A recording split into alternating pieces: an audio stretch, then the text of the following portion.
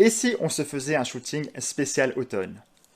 Salut à toi et bienvenue sur ma chaîne, moi c'est Lucas alias Canevra, je suis photographe professionnel et mon but ici c'est de te montrer comment je travaille mais aussi de te donner plein de trucs et astuces pour que tu puisses progresser plus rapidement.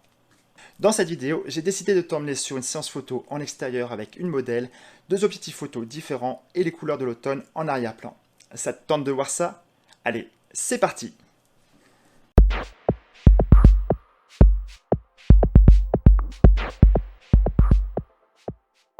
L'une des saisons que j'adore le plus pour la photo, c'est bien l'automne. Alors pas pour le changement de température, là honnêtement je préfère le printemps, mais surtout pour les superbes couleurs que la nature nous offre.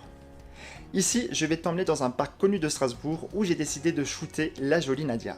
Si tu me suis sur Instagram ou encore sur Facebook, Nadia tu la connais via l'un de mes shoots que j'ai réalisé en studio avec elle. Comme c'est une modèle au top, je lui ai proposé ce shoot spécial automne. On s'est donc revu pour la deuxième fois et cette fois-ci en extérieur.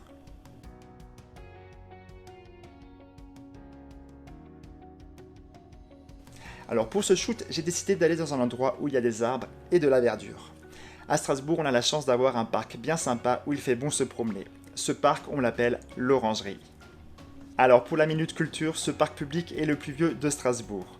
Et pour info, il aurait été créé d'après les sources en 1801 selon les plans du concepteur du jardin de château de Versailles, André Le Nôtre.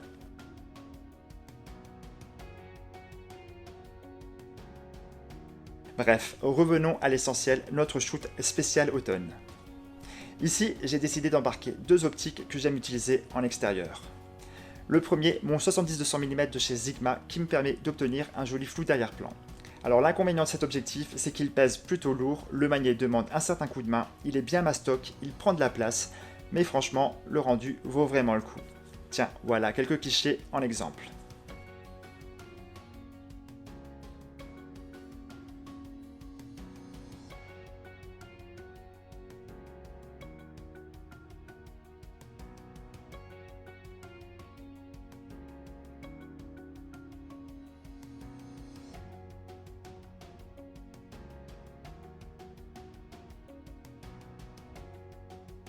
Mon autre optique fétiche, c'est tout simplement mon 50 mm de chez Nikon. Là, c'est tout le contraire du 70-200 mm, car il est tout petit, il ne prend pas de place et se manie facilement. Ici aussi, le flou d'arrière-plan est vraiment top. Voilà quelques photos que j'ai réalisées avec.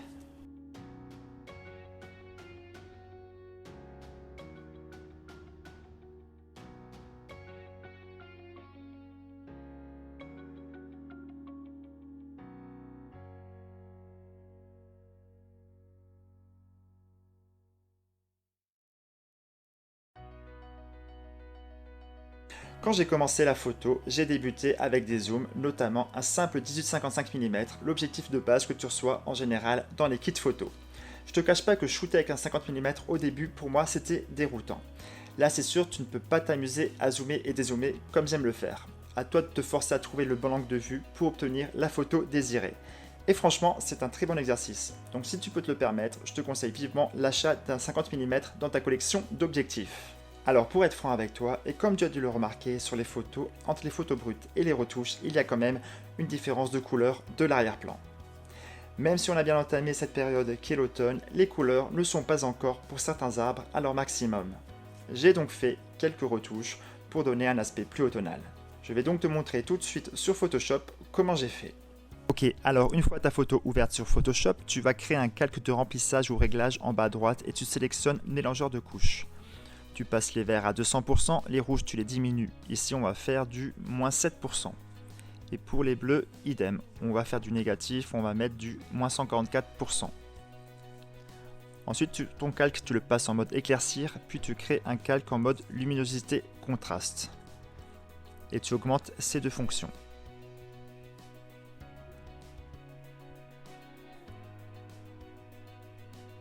De là, tu remplis ce calque en noir. Tu vas sur sélection et tu cliques sur sujet. Là, le logiciel va sélectionner ton sujet. Une fois fait, tu cliques sur intervertir. Ici, c'est ton arrière-plan qui va être sélectionné et qu'on va pouvoir retravailler. Donc tu sélectionnes l'outil gomme et tu repasses sur les zones de ton arrière-plan que tu veux retoucher.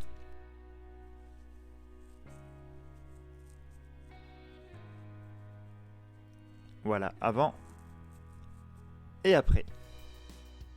Alors ok, je l'admets, j'ai triché, mais cette petite astuce retouche permet de retrouver cet aspect sympa des couleurs de l'automne. Comme dit, je suis ici pour te donner mes trucs et astuces. Ensuite, tu prends ce que tu veux. Le plus important, c'est que cela t'aide à te perfectionner. Pour résumer, pour faire un shoot aux couleurs de l'automne, c'est très simple. Choisis déjà un spot en extérieur, soit en forêt ou dans un parc par exemple.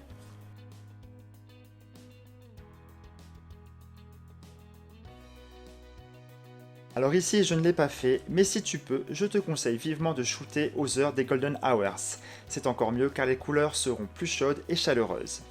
Autre point important, c'est de donner un second rôle à l'arrière-plan, donc n'hésite pas à le mettre en valeur.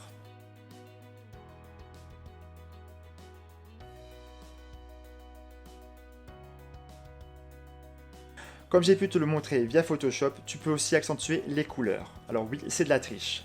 Donc si les couleurs ne te semblent pas trop fades, comme c'était le cas ici, n'hésite pas à donner un petit coup de peps avec la technique que je t'ai montrée. Ensuite, concernant les objectifs utilisés, je t'ai montré deux optiques différentes qui permettent d'obtenir de jolis flous d'arrière-plan. Si tu débutes, tu peux très bien shooter avec un 18-55 mm, mais je te conseille par la suite d'investir au moins dans un 50 mm qui te permettra d'obtenir une plus grande ouverture, donc la possibilité d'avoir un meilleur flou d'arrière-plan. Voilà, j'espère que cette vidéo t'a plu, je te remercie d'avoir regardé jusqu'au bout, lâche-moi un petit pouce bleu si tu as aimé et surtout pense à t'abonner. Je te dis à très bientôt pour une nouvelle vidéo, d'ici là, prends soin de toi. Allez, ciao ciao.